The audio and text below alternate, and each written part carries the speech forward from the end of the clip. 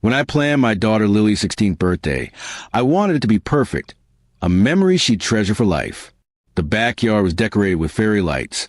The cake was shaped like a butterfly, and her friends filled the air with laughter. My wife, Emily, moved through the crowd, smiling, pretending everything was fine.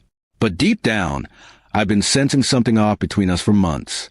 The late-night texts, the guarded phone, the unexplained absences, it all built up quietly, like a storm waiting to strike. My younger brother, Ryan, was there too, cracking jokes, hugging guests, and acting like he owned the place. We'd grown distant over the years, but I'd invited him because Lily adored her uncle. She called him her cool uncle, and I wanted piece of the day. I didn't know then that his presence would destroy everything I thought I knew about my family. As the evening went on, Lily stood in the center of the yard, surrounded by everyone she loved. I brought out the cake, candles glowing, while guests sang happy birthday. She smiled at me with the same dimple her mother had, and I felt proud, so proud, to be her dad. I had no idea that smile would haunt me for the rest of my life. When the song ended, Ryan raised his glass of champagne. "Let's hear it for my beautiful niece," he shouted.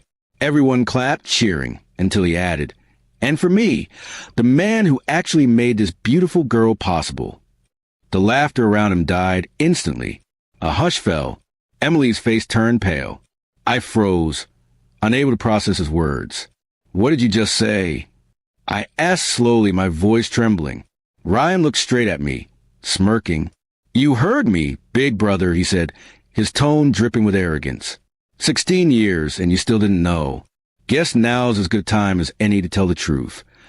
Emily tried to speak, stammering, but I cut her off. My body went cold. "Tell me he's lying," I said. Her silence was louder than any answer. Ryan laughed. "Go ahead, Em," he teased.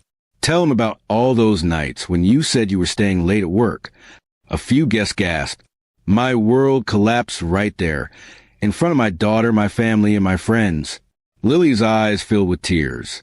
"Mom," she whispered. Emily reached for her, but Lily stepped back, shaking her head.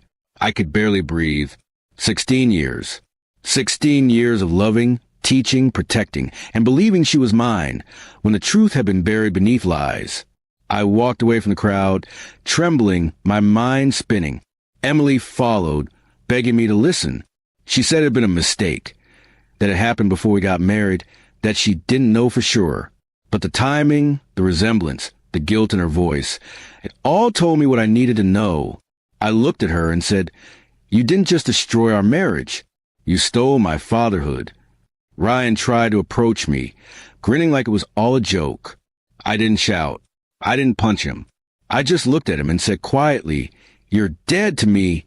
Then I went inside, locked the door, and watched from the window as Emily and Lily stood under the lights that suddenly looked so dim. The next few weeks were chaos. Emily moved out. DNA tests confirmed what I already knew. Ryan was Lily's biological father. When Lily found out, she cut them both off. She stayed with me, refusing to see either of them. "You're still my dad," she told me one night, tears rolling down her face. "He might have given me DNA, but you gave me love." Those words broke me and healed me at the same time. But I couldn't let Ryan walk away untouched. Quietly, I began a plan. Ryan worked at my construction firm, a job I'd given him out of brotherly pity. Over the years, he'd taken advantage of my trust, stealing clients and underbidding me behind my back. So I gathered evidence, emails, contracts, and payment trails. When I had enough, I went to the authorities. Within weeks, he was under investigation for fraud. The day he was arrested, I watched from across the street as police escorted him out of his office. His smug expression was gone. Emily tried to call me afterward, begging me to help him. I didn't. I simply told her, "You both chose your path. Now live with it." Months passed. Lily turned her pain into strength, focusing on her studies and music. I sold a house, started fresh in a smaller town, just the two of us. Every morning, when she smiled at me across the breakfast table, I felt a quiet sense of peace. She wasn't my blood, but she was my heart. Years later, when Lily graduated, she asked me to walk her across the stage. As we did, She whispered, "Dad, thank you for staying when they didn't." I smiled, knowing that revenge hadn't just been about ruining Ryan's life. It had been about reclaiming mine. Because in the end, the real victory wasn't in destroying them. It was in choosing to rebuild what they tried to break, and proving that love, not betrayal, defines a true father.